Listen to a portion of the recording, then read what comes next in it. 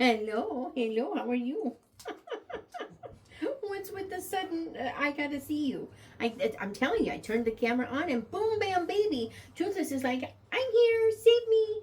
Okay, all right, come here, Neville. Your turn? Yeah, I know. All the affection. We had house guests leave us today, and Lorna was gone to take the house guest home, and Neville was like freaking out when Lorna left with all the suitcases. But it's okay because Lorna's home and life is good. Yes. Okay. I've had all the toothless I can stand. You go lay down. Go do your thing. That dog is an affection hog. Okay, so there were so many things I've been wanting to do, but with the whole sleep issue, I haven't gotten to do much of anything. So I want to do it right. So I'm still holding off on the Holmes tag. Good news on the sleep front. We saw the doctor on Thursday. He gave Kevin drugs, and Kevin is now sleeping. So they're temporary drugs. He only has them for like 10 days or something to kind of like reset his cycle, and then he should be good. But yeah, first night, conked out. Second night, conked out. Are we on the third night, or it was last night? Thursday night, Friday night, Saturday. So we're on night 4 tonight. So personally, I wouldn't be taking him tonight, but he's paranoid and I don't blame him. But I'm like, once I've got like 3 good nights, I'd like to try it myself, but yeah, whatever. Everybody's different. We're all different. Everything's different. So reading this week, obviously have not read much because, yeah, he's been not in. He's been in here on the floor and can't have the lights on because he's not asleep. So it's been special. But I did get some more done on Framley Parsonage. Not as much as I hoped. I thought it'd be done before the 2nd for sure. Yeah, I've only gotten like 5 more chapters done. So that one's not done. Also, Under the Lilacs isn't done. Have finished some audiobooks because I could listen with the headphones. And I'm in the middle of one. I just saw this book, How to Solve Your Own Murder. And it's about someone who gets a fortune back in the 60s from a fortune teller that she's going to be murdered, and so she spends her entire life like trying to solve this murder so that when it happens, the people who come behind her can figure out who did it. It's so weird, but I'm cracking up so far. I think there have been 2 words I didn't appreciate, which was kind of nice. Sometimes those books that are British are definitely a little more casual with some things than I would be, and so that was kind of nice. But I'm kind of liking the character. She's a bit kind of a twisty mix of confidence and insecurity at the same time. She is like, in who she is, she's confident, and she's like, you're not gonna push her around. But in situations and with certain elements of her life that aren't going right, she's kind of insecure. It's just a neat combination. I'm really enjoying it. So I hope I keep enjoying it. I don't see any reason why it would be going inappropriate, which would be really great. Let's go for that. But yeah, so reading, it's going to be fun. But I have gotten several books done, like 6 or 7. So we'll start with A 3-Book Problem by Vickie Delaney. It's another in the Sherlock Holmes bookshop. See, I do this. I binge through them, right? This one wasn't my absolute favorite. I liked it. I think I gave it 4 stars because for what it is a very good mystery. There was one element that didn't work. So there's like this. Let me make sure I'm talking about the right one. Yeah, I am talking about the right one. So this one takes place. This guy he rents this like castle-like place for the weekend, and he does this big old Sherlock Holmes weekend thing, and then of course someone dies and we have to find out why. But everybody is there supposedly because they're like big Holmes aficionados, and this is supposed to be this like really big weekend. Well, Gemma is helping her friend Jane from the tea shop do all the catering for it. And so that's the reason she's there. It makes sense that she would be there. But, and she also brings stuff from her shop to share and whatever. Well, the characters, what really bothered me the most is that the characters were kind of over the top. It didn't work for me. And there was a plot point is this the one where, I think this is the one where it's like the author just felt like she couldn't decide which direction to go, so she went both, and it didn't work for me. Let me see. I think I said something in... Yes, I'm right. So it is a 3-book problem, 4 stars still. You know, it was a good book. I really enjoyed it, but yeah, not my top. But then I read the next one in the series. I think it was number 8, and it was The Game is a Footnote. I'm gonna read my opening line because it really kind of summarizes it very good of my review. I said, this one was probably my favorite of all of them. It was a perfect combination of humor, fun, twisty mystery, and a bit of historical possibilities thrown in. And it's those historical possibilities that is really cool. So she took something that I believe did happen, but nobody knows what. So I have to be really careful. I don't want to give away spoilers. So something happened historically. And then there are different explanations as to what it could be, like myriad, because nobody knows. And so she created one that could have been. And it was really cool because you kind of got to have a mystery within a mystery too. But the characters were fun. It was at a historical museum. They kept having these... Guys, it's just Lorna. Give it up. Kept having these like paranormal happenings at this place, and I was like, I like that she kept showing how it wasn't real. And then she did something at the end that normally I wouldn't like. She left one event open-ended. She doesn't show how it wasn't paranormal. And if it had been with any other character, I wouldn't have liked it. But because it was Gemma, and Gemma is so very confident in what she knows and that she knows all the things and whatever, it was kind of cool to leave her not being able to figure out how this could be explained away. And so for that reason only, I was okay with it and still give it 4 stars, because normally I want the paranormals, unless I'm going into it with that expectation that, you know, we're just going to create, you know, some supernatural something going on. If I go into it knowing that that's a thing, I'm okay with it. But if you have a series that comes along and everything's great and normal and explained away, and then boom, we're going to throw it in, I wouldn't have been happy. But because it was her, yeah, it worked. It really worked. A hangnail is driving me nuts. I'm picking at it. I'm going to hurt myself. All right. So, oops. I didn't cut it all the way off. Ah.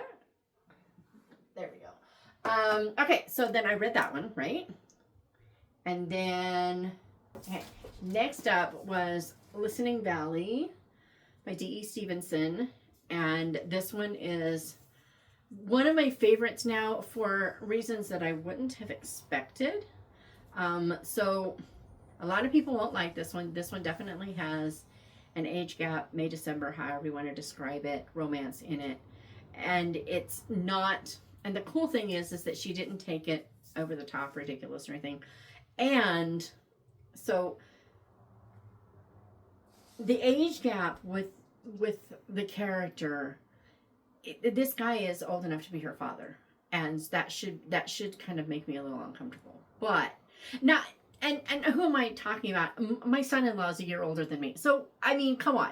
But because of her age and because of his age, it does feel like it should be weird. But it's not, because he doesn't treat her in any way like a father figure, for one thing. He doesn't treat her like an Eliza Doolittle. He sees who she is, and he helps her bring that out of herself, and she comes into her own. And then we know in this book that she ends up a widow. I mean, from the synopsis, it tells you that she ends up a widow. So obviously he doesn't live. It's in the middle of World War II. And so lots of stuff going on. He's working himself into the grave, basically, trying to, you know, serve king and country, right? But from the very beginning of this book, you have these two sisters that are so very much connected, But Antonia is kind of a mouse. She lives in her sister's shadow, and she's content to. Not realizing that she wouldn't be content to if she knew anything else. Sister gets married and goes off, and now she's floundering, and she meets the guy that she marries, and it just tells her story of, you know, once this guy dies, she has all his money, and he is a wealthy man, but she thinks that her trustees or whatever aren't going to let her have it, so she tries to go live on her own with a little bit of money that she did have of her own. And yeah, so the first half of the book is Antonia from child into widowhood. And then the second half of the book is her, it's like her husband, her first husband, sends her on this journey to allowing herself to be herself. And then the second half of the book is her living that. And it's so cool. She just did that beautiful Stevenson thing that she does, that she really just shows characters for their flaws and their strengths and all the things, and in all the best ways. I tabbed a few things. I wonder what they are. Let me look real quick. Her friend says, houses were homemade in those days, not turned out by the gross. They were solidly made by people who took a real interest in their work and laid every stone as well as they could do it. There's a different sort of feeling in a house built like that. I can't explain it. Yes, you've been in those houses. You know the difference, right? And so that was super cool. What's this one? So Antonia in this one was named after a family relative, Antonia, that we hear about, learn about, whatever, in Celia's house. Okay, these books are interconnected. They are not sequels per se, but they're interconnected. And I'm actually going to read quite a bit. It was something she said to me once, and I've never forgotten. Alec had been ill. I was run off my feet and nearly demented with the worry of it. And Miss Antonia had been like an angel straight from heaven, taking the children off my hands and sending in eggs and chickens and all. Well, I was trying to thank her and not making much of a job of it, and I said I wished I could do something for her, but there was nothing I could do. And Miss Antonia said to me, do it to somebody else. Good for the life of me, see how that would help, but she just said, if you think you owe me a kindness, pass it on. Who to? I said, sharp-like, for to tell the truth, I was not too keen on some of the folks that lived around about us. There was Mrs. McBean, a feckless body, if you like. Her house was like a midden road, and she was never out of the bit, and her man bringing in good money, too. Then Miss Antonia said, love your neighbor. And it gave me quite a turn. It was like as if she could see what I was thinking. Love your neighbor, Jean, said Miss Antonia again. I said, we've to love our enemies too, Miss Antonia. And so she laughed and said, why not start with your neighbors? It's easy enough to love your friends. Even the devils do that. And it's very difficult to love your enemies. But there are plenty of people in between who are neither the one nor the other to practice on.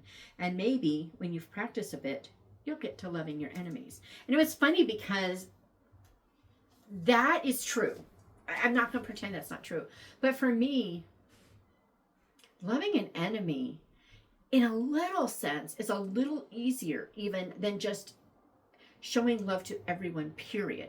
Because there's a certain, like, I know this is just Shatona and her totally flawed messed upness, but there's a certain amount of virtue in loving your enemy and in being the better person, which is how my dad put it to get it through my head once, right? And so I was like, yeah, we're not just to love our friends, we know this, and we're not just to love our enemies.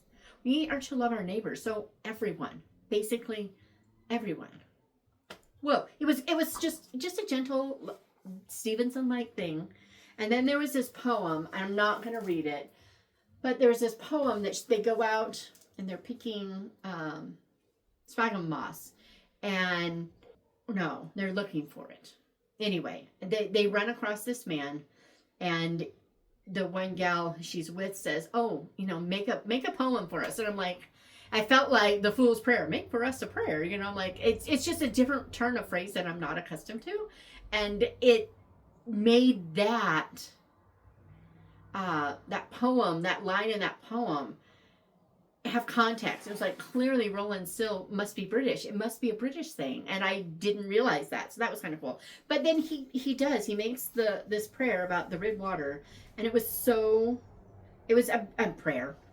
Makes this poem of the red water. It's called The Red Water. And it's a beautiful poem. I mean, it's simple. It's nothing earth shattering. It won't end up next to the Annals of Shakespeare's sonnets or anything. But in some ways I kind of prefer it. But yeah. So they're talking about, she's reading something she's reading a diary, and this is what the old aunt had said. People seem to have gone mad. They have made the occasion an excuse for a riot of pleasure. There's shouting and singing in the streets and much drunkenness.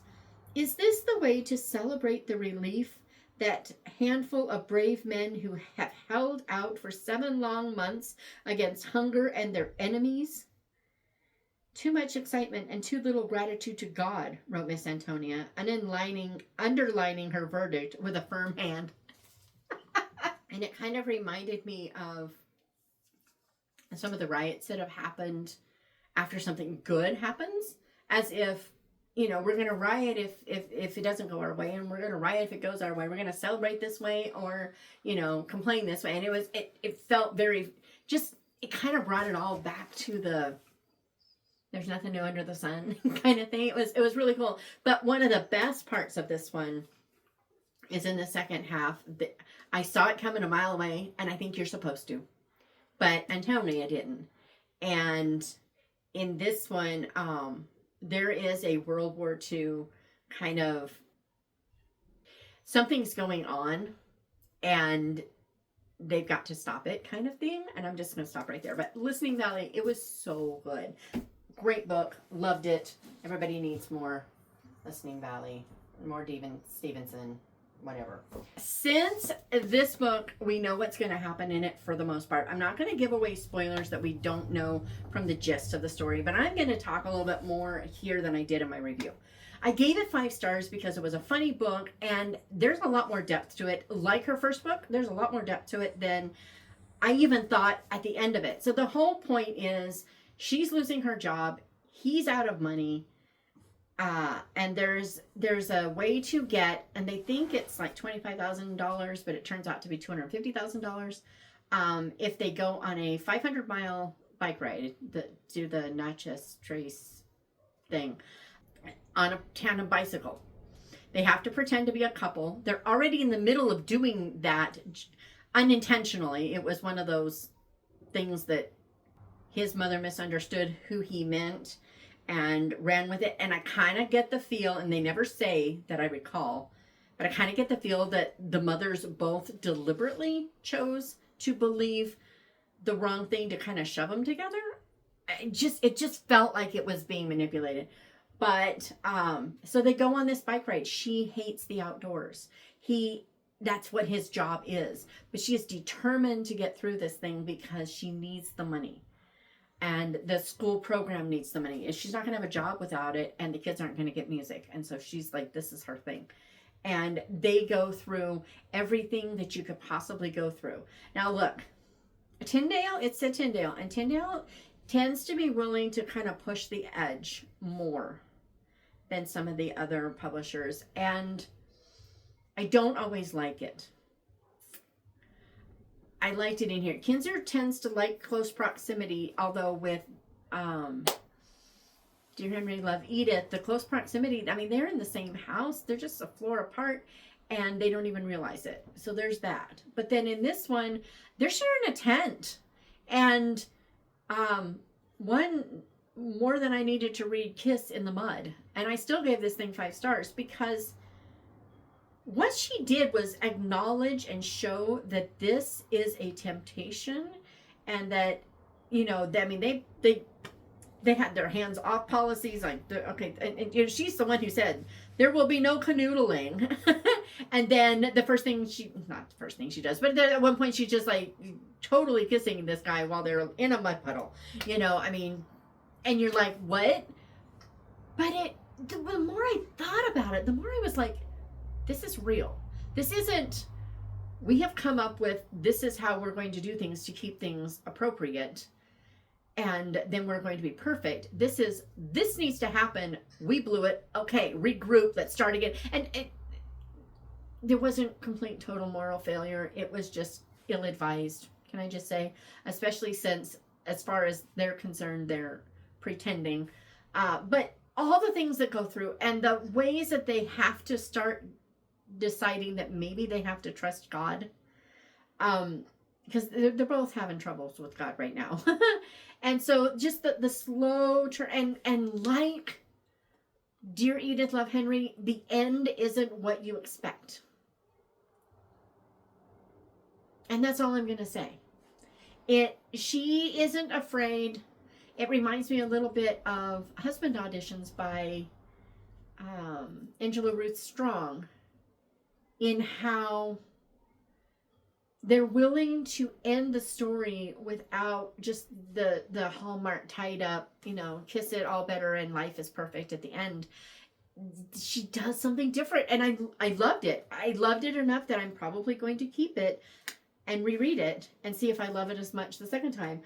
Maybe I read it at just the right time, but if an author is going to take things in an uncomfortable direction, this is how I want her to do it. I want her to show it as, we're human, we make mistakes. And for me, the mistake is you are putting yourself in a position to give the wrong idea. And forget the fake dating. I'm leaving that aside. When you're riding 500 miles with one other person and you're sharing a tent, it's going to look wrong. It is. But that doesn't mean that it is wrong, unless you want to bring in the avoiding the appearance of evil. Sometimes I think we decide that applies wherever our personal evil is for other people. I need to do that for myself and let the Lord handle other people, right? And so I wasn't really having a problem with that on this. Everybody knows what's going on and what this is supposed to be, and that there's supposed to be a couple doing this outside of canoodling. Also, the fun thing about this is the author tells you at the end, in the author notes, so it's not part of the story, she and her husband actually did this before they were married. And so I thought that was pretty cool. And I want to know which of these stories are true. I really do. So yeah, I really did enjoy it. All right. The next one I did was The Sign of Four Spirits, and coming right after the one that had the supernatural paranormal stuff going on. I was getting nervous. Starts off with a seance, not my thing. But Gemma's there to debunk it in her mind, and she's prepared for this. And that's exactly how the author takes it. I'm gonna give that spoiler away. This is not a paranormal book. So if that's what you're looking for, you're not gonna get it. And I was glad, especially coming on the heels of that other one. So now she's like, you can almost see the wheels turning, going, okay, what was that other thing really? Because, here, I've proven it again, and what was going on, but it has humbled her a bit, and she has kind of, in this one, I think it's in this one, that you can really see Jane, her friend, kind of coming into her own, almost going, hey, knock it off, and you can see her starting to realize that she needs to tone it down, or where to, be intense and where not to. That was kind of cool. This one almost got me. So I was looking in the wrong direction, and then there was a conversation, and if that conversation hadn't happened, or if I had been distracted at all while I was listening at that exact moment, I would have gone almost to the end thinking I knew who it was, and then I would have been wrong. So that was pretty cool. That I don't know how she worded it. She worded something, and I was like, whoa. And the last two books, it seems like the farther the story goes, the more description she gives of clothing. It becomes, I really don't care that she's got her black shirt and black jeans and black boots and leather jacket. The one detective. I don't care what she's wearing. I don't need to know. All I need to know is the time that she's actually clearly come off of a date because she's, got, tennis shoes on instead of her, her usual work boots or whatever. So clearly she had to change out of heels or something. I don't, that would make some sense to kind of show because there's a point to that. But I didn't need to know everything except, I will say, I gave it 4 stars. Yeah. Except this one, in one particular area, the constant discussion of the clothing does make sense. Not for everybody else, but maybe she ramped up everybody else on this score because of that. Maybe, I don't know. I just don't know. But it was a fun story. That you have the seance, somebody dies in the middle of seance. That we all knew this was going to happen, right? And then figuring out who, what, where, why, and all that good stuff. It was a good mystery. And I thought this was the last one. I'm pretty sure. Is this 9? Yeah, I thought this was the last one, and it's not. There's coming, another one's coming. So I don't know how many more of these I'll have. I think I'll keep going. I don't see why not. As long as it doesn't become, a problem, I'm going to keep going because I'm enjoying them. I mean, Gemma, I like Gemma. I think a lot of people probably wouldn't, but I like Gemma. And this must have been a mystery April because then I did read The Thursday Murder Club. And guys, why did I take so long to read this book? For one thing, can we just say this is a book taking place in Britain by a British author who I'm pretty sure in an interview I actually heard a couple of words from that I don't appreciate. And there was almost none in here. There were a couple, but there was almost none in here. So I gotta say, he was genius. There's more than one mystery in here. There's that. And one of them I called right away, and I called most of it. It was pretty quick, but one I totally couldn't figure out what was going on, but I knew something was going on, had no clue, and it all came together and totally made sense. It didn't feel like it was out of left field. I should have been able to figure it out, but I totally didn't. And then, and it was subtle. It was really subtle, but whatever. And then the primary thing that everybody's looking for, I kept trying to pin other people to because the who is it's obvious. It's the most obvious person, but it's so transparent that you almost like see right through it because I was like, I kept ignoring until at one point I was like, no, it has to be that person. It just has to be. And if there's no, if I'm looking for that person only, and it was like, it all came together. I'm like, oh, duh, and then I'm watching them come through it and figuring it out. So you have this is the one where you have the something generians who have their club. They're trying to solve all cases. And I have to say a couple of things happened near the end that I don't like as a, if this was a true story, I'd be very upset about. And so for that respect, I'm upset about it, but you're supposed to be. It's supposed to bother you, and it's supposed to also make sense and elicit compassion even as it bothers you. And it does all the things. He really did it well.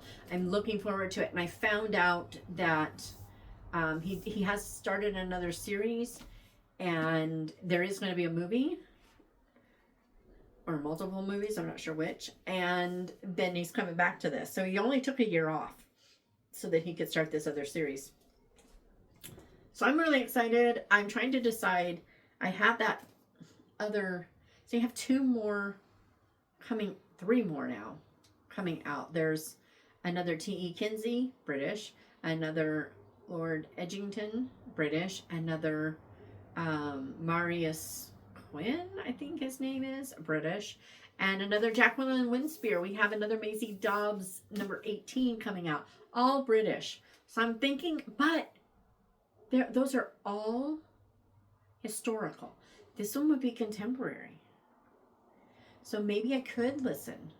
I don't know. We should see. What do you think? Should I listen to it? Or since I already own the Physical copies. Should I just read it? Book 2. What do I do? Inquiring minds want to know. So, yeah, there's that. And then finally, dun, dun, dun, we are back with Miss Busby Investigates, Karen Baum-Menuhin, and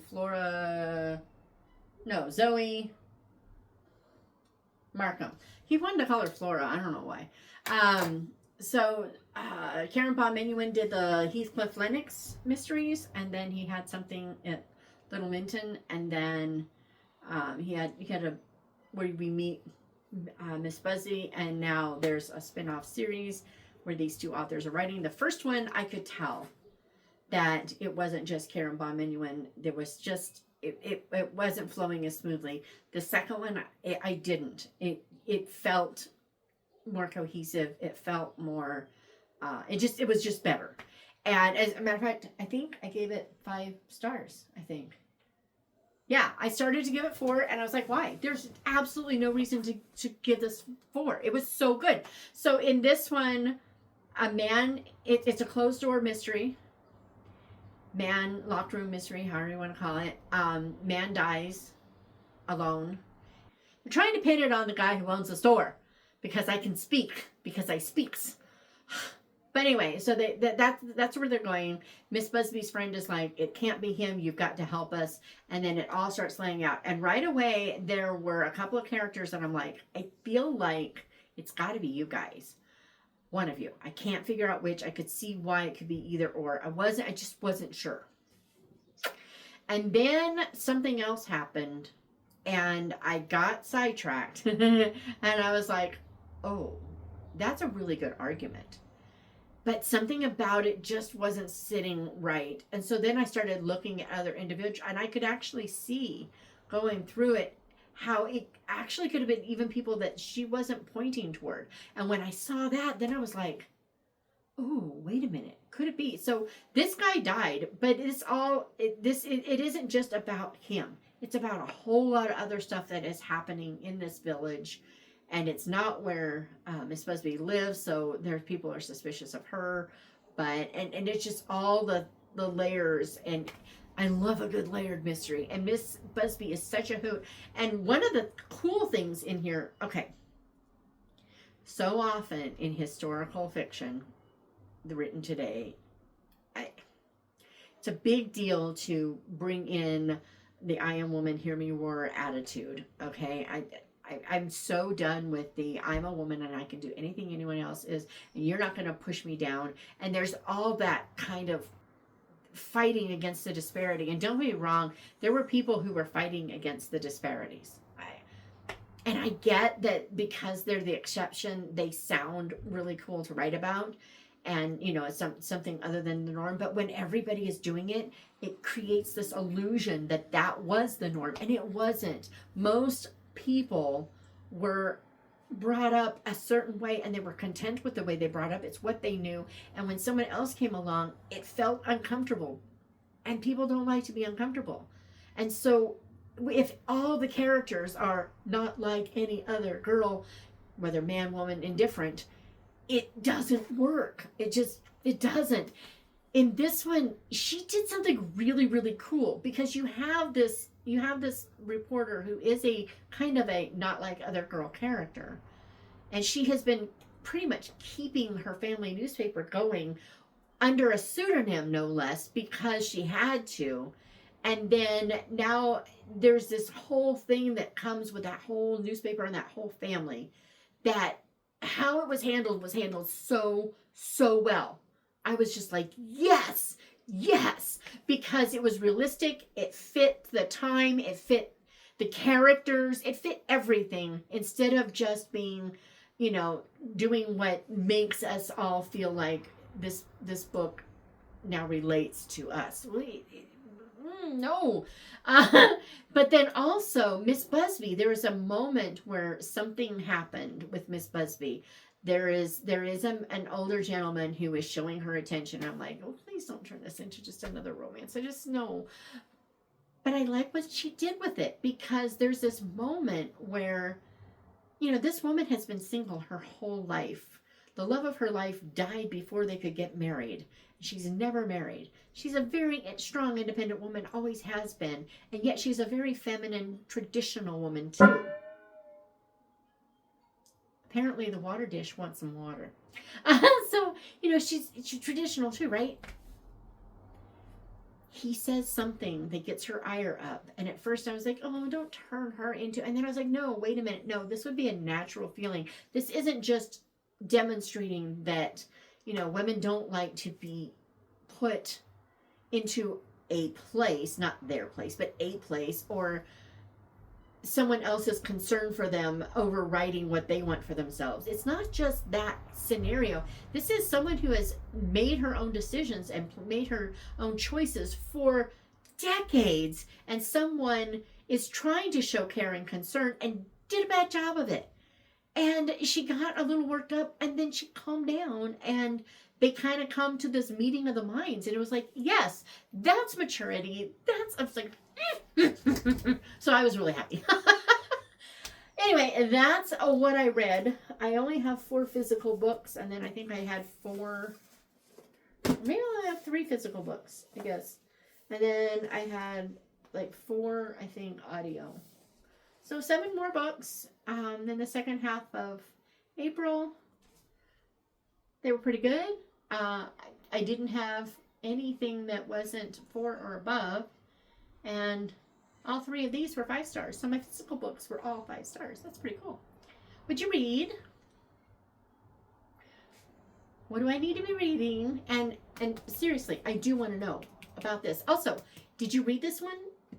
Am I totally off the wall on that? I want to know.